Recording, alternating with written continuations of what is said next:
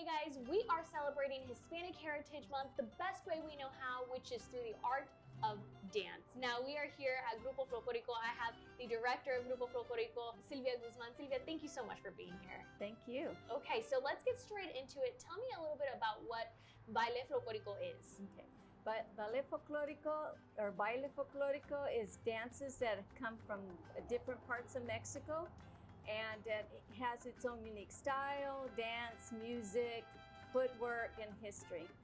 What is the history? You were mentioning that. What is the history behind Okay, this? so kind of how it all began is when the influence of the European countries, the Spanish conquistadores coming into Mexico and bringing their music, their instruments, probably some of their dances as well. And then through time, you know, with the mixing of the Indian culture and the Spaniards, we have Mexican culture. And then over time, the Mexican people adapted the music and dance and steps into their own style.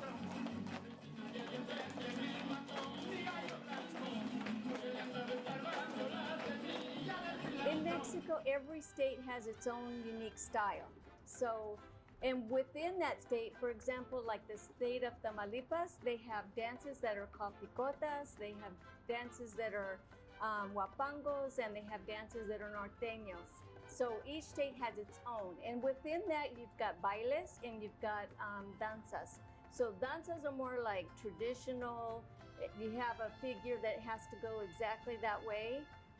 It's more religious. Okay. And then bailes are more creative, and you can, you know, like more artistry to it. Yes. Okay. Correct. Tell me a little bit more about Grupo Folklorico, specifically here in Bakersfield. Like our group and Yeah. stuff. Okay, we've been together since 1986. That's when we formed the group. The group was started by a junior high group. That's what started it. And then over time, now I'm teaching their children's Yeah. our children in our group too. So we've been together, like I said, 30 something years, 35 years at least. And every year we try to bring new costumes or new regions, teach something new to the kids so that they can go out to the community and share something different, something new. So is that the purpose of this, to teach kind of our children the culture and be able to Right. go out to the community and share that with them? Right. I think that's the whole purpose of it.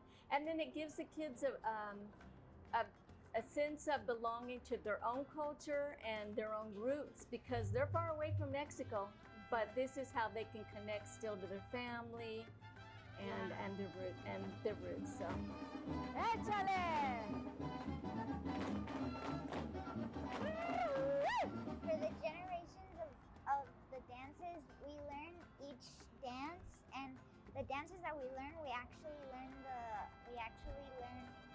what the culture is about and how the dance goes, because in dances they actually talk about a story or feelings.